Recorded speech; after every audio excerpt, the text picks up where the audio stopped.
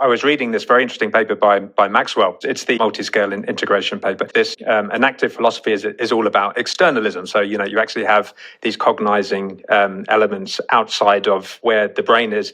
And in a way, there's this Helmholtzian sharp separation between the organism and the environment. The interesting thing about the free energy principle is I think it maintains some vagueness about this notion of whether it's an internalist system where you have strong representations and predictive power about what's going on in the world around you versus being this kind of dynamical externalist inactive type system. And in that paper, Maxwell, you were saying that, well, actually, we can integrate the two views because you can have these nested boundaries.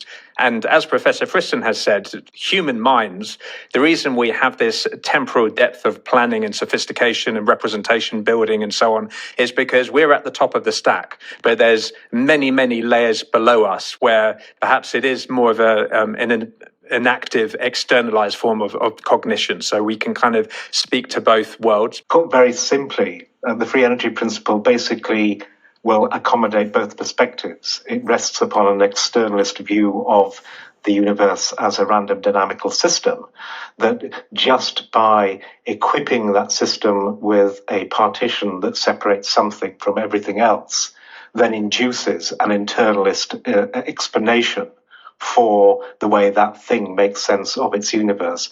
So there is a necessary enmeshing of both the externalist and the internalist perspectives. I wanted to elaborate a little bit on what Karl said. The first is that there's this idea that Markov blankets kind of seclude the organism from the environment. This is sort of like the Helmholtz style story where our relationship to the environment is in some sense only indirect and we are separated from the environment by our Markov blanket. The important thing to point out is that just definitionally, the Markov blanket comprises the set of degrees of freedom that separate and couple systems together. So it's not the veil, it's the interface. A radically internalist interpretation of the free energy principle doesn't work because you actually need external states to be in play for the math to work. If there are no external states, then there's nothing to track and there's nothing beyond the Markov blanket. So you don't get the story started, like it doesn't get off the ground. There needs to be something to couple and to be separated from for the story to get off the ground. If you write down your dynamical systems equations, it's always the generative model that we keep talking about is defined over your internal blanket and external states. If you're empty of all internal states and every single state you have can be influenced from the outside, well, there's less to talk about. Well, then you're not a thing, strictly speaking, right?